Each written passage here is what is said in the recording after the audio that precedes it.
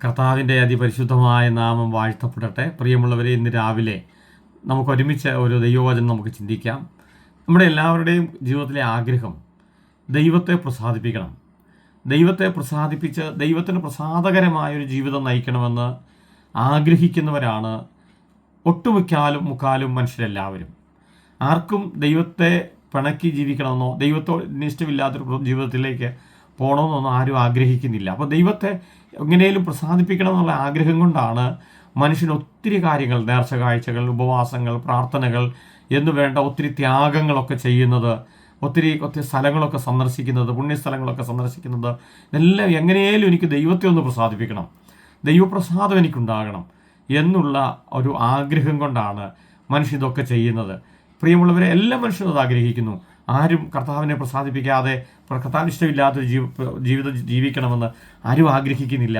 എന്നാൽ ഞാൻ നിങ്ങളോട് പറയട്ടെ, കർത്താവിൻ്റെ വചനത്തിൽ നമ്മൾ ഇങ്ങനെയാണ് വായിക്കുന്നത്. യോഹന്നാൻ്റെ സുവിശേഷം 6-ാം അധ്യായം 29-ാമത്തെ വാക്യത്തിൽ യേശു കർത്താവ് ഇങ്ങനെ പറഞ്ഞു. യേശു അവരോട്, ദൈവത്തിന് പ്രസാദമുള്ള പ്രവൃത്തി അവൻ അയച്ചവനിൽ നിങ്ങൾ വിശ്വസിക്കുന്നതത്രേ. അപ്പോൾ യേശു കർത്താവിനെ വിശ്വസിക്കുന്നതാണ്, പിതാവ് അയച്ച യേശുവിനെ വിശ്വസിക്കുന്നതാണ് ദൈവത്തിന് പ്രസാദമുള്ള പരിപാടി.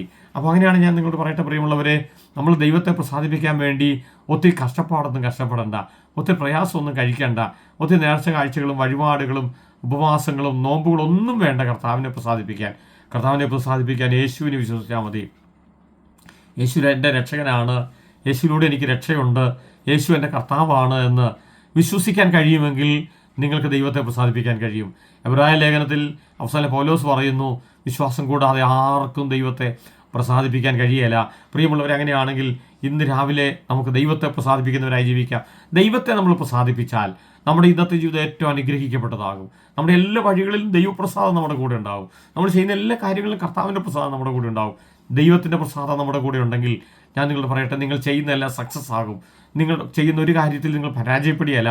നിങ്ങൾ എല്ലാത്തിലും നമ്പർ 1 തീരാൻ ദൈവത്തെ പ്രസാദിപ്പിച്ചാൽ മതി. അതുകൊണ്ട് ഇന്ന് രാവിലെ നമുക്ക് കർത്താവിൽ യേശുവിൽ വിശ്വസിക്കാം, ദൈവവചനത്തിൽ വിശ്വസിക്കാം, ദൈവത്തെ പ്രസാദിപ്പിക്കുന്നവരായി ജീവിക്കാൻ കർത്താവ് നമ്മളെല്ലാം സഹായിക്കട്ടെ.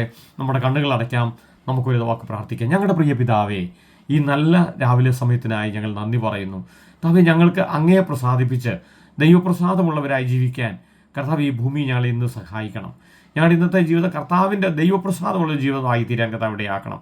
അങ്ങനെയാകുമ്പോൾ ഞങ്ങളുടെ എല്ലാ കാര്യങ്ങളും ഏറ്റവും അനുഗ്രഹമാകുമെന്ന് ഞങ്ങൾ വിശ്വസിക്കുന്നു, ഞങ്ങൾ അറിയുന്നു. കർത്താവ് അങ്ങനെ ചെയ്യുന്നതുകൊണ്ട് ഞങ്ങൾ നന്ദി പറയുന്നു. പ്രാർത്ഥന കേൾക്കുന്നതുകൊണ്ട് സ്തോത്രം. കർത്താവെ, ഞങ്ങളെ ദൈവകരങ്ങളിൽ ഏൽപ്പിച്ച് പ്രാർത്ഥിക്കുന്നു. ഞങ്ങളുടെ എല്ലാ വഴികളിലും ഇന്ന് പകൽക്കാലം കർത്താവിൻ്റെ വലിയ പരിപാലനം ഞങ്ങൾ അറിയട്ടെ, ദൈവത്തിൻ്റെ പ്രസാദം ഞങ്ങൾ കാണട്ടെ. കർത്താവെ, യേശു കർത്താവ് അങ്ങനെ ചെയ്യുന്നതുകൊണ്ട് ഞങ്ങൾ നന്ദി പറയുന്നു. യേശുവിൻ്റെ നാമത്തിൽ തന്നെ ആമേൻ. പ്രിയമുള്ളവരെ, ഇന്ന് ദൈവപ്രസാദമുള്ളവരായി ജീവിക്കാൻ നമുക്ക് ദൈവത്തിൽ വിശ്വസിക്കാം, അത്ഭുതങ്ങളെ പ്രതീക്ഷിക്കാം.